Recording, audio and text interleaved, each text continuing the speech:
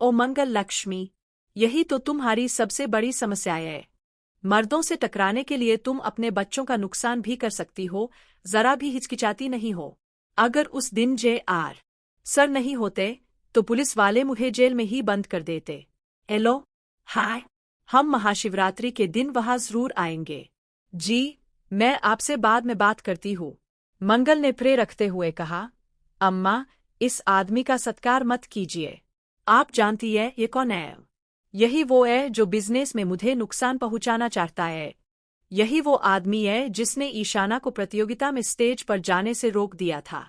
Police को उसके खिलाफ सबूत भी इसी ने दिखाए थे। और शुभ के बारे में कैसी कैसी घटिया बातें बोली थी इसने। अब अगर आप सुन लेती तो इसे घर में घुसने भी नहीं देती। अम्मा शांत थी। मंगल, अगर ये इतना बुरा होता तो ईशाना की बेल क्यों करवाता? चाहे इंसान कितना भी बुरा क्यों न हो, इस समय ये हमारा मेहमान है। अतिथि देवो भव, यही हमारा धर्म है। एक कप चाय पिला देने से हमारा सम्मान कम नहीं हो जाएगा। जयराज मुस्कुराया, और वैसे भी तुम तो बड़ी दिलवाली हो। सड़क से किसी को भी उठाकर घर ले आती हो, पनार दे देती हो। तो मुझे एक कप चाय दे दोगी तो क्या फर्क पड़ेगा? वो भी उस इंसान को जिसकी वजह से तुम्हारी बेटी आज जेल से छूटकर घर आई है। मंगल की आंखों में आग थी। आप जैसे लोगों की मदद के पीछे भी कोई साजिश छुपी होती है। कुछ देर बाद वही जयराज, जो चाय का स्वाद खराब बता रहा था, बाहर गाड़ी में बैठते ही हड़बड़ा गया। पानी, जल्दी पानी दो। ड्राइवर बोला, सर, गाड़ी में पानी नहीं है। जयराज के होंठ जल रहे थे।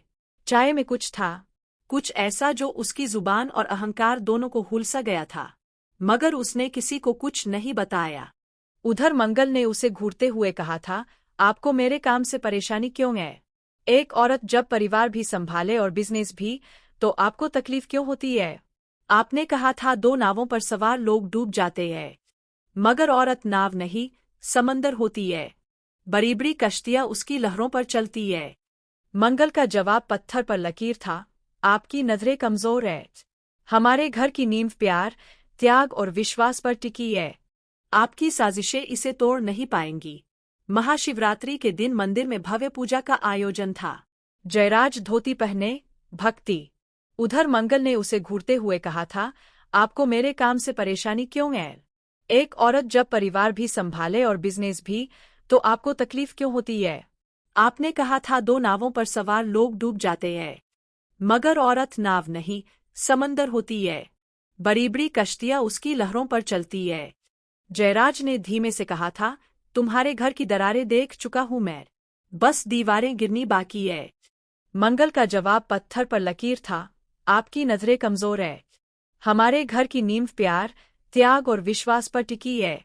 आपकी साजिशें इसे तोड़ नहीं पाएंगी। महाशिवरात्रि के दिन मंदिर में भव्य पूजा का आयोजन था। जयराज धोती पहने, भक्ति में लीन बैठा था। गायत्री बोली, कितनी श्रद्धा से पूजा कर रहा है। ऐसा भक्ति भाव आजकल कहाँ देखने को मिलता है। मंगल चुप थी। उसे दिख रहा था, उसकी श्रद्धा नहीं, उसका खेल। उसी शाम दूसरी कहानी भी अपने चरम पर थी। करण शराब के नशे में डूबा था। जिस इंसान पर मैंने सबसे ज्यादा भरोसा किया, उसी ने मुझे धोखा दिया। लक्ष्मी ने मुझे अपनी दुनिया बना लिया था, और फिर एक झटके में सब तोड़ दिया। उसकी माँ ने कहा, सच कड़वा होता है। अब सोच, इस रिश्ते का भविष्य क्या है? करण की आंखें नम थी। जब भी उस बच्ची को देखता हूँ, मुझे धोखे की याद आती है। दरवाजे के बाहर खड़ी लक्ष्मी ने सब सुन लिया। उसके हाथ कांप गए, लेकिन उसने आंसू पोंछ दिए। अगले दिन उसकी बेटी का नामकरण था। पंडित ने माथा पड़ते हुए कहा, इस बच्ची के जीवन में जन्म से ही मुसीबतें लिखी है। आज ही शुभ नाम दे दीजिए, कल से नक्षत्र बदल जाएंगे। लक्ष्मी ने पर्चियां उठाईं। मैं ही इसकी माँ भी हूँ और पिता भी।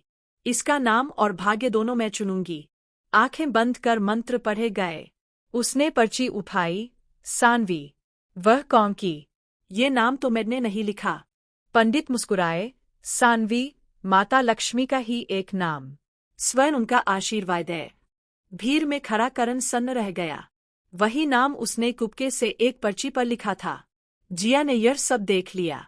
अगर करण इस बच्ची का पिता बन गया, तो लक्ष्मी का पति भी बन जाएगा। इसे रोकना होगा। रात में जिया ने कृष्ण से कहा, तुम्हें अंदाजा है तुमने क्या किया? हमारा पूरा प्लान बिगड़ सकता है। कृष्ण की आवाज कांपी। उस बच्ची को देखकर मुझे अपना बचपन याद आ गया, बाप से खुकराए जाने का। मीटिंग वाले दिन लक्ष्मी ने सानवी को चूमा। आज मम्मा पापा की मीटिंग है, मेरी बच्ची शरारत नहीं करेगी, ऐ ना? दरवाजे की घंटी बजी।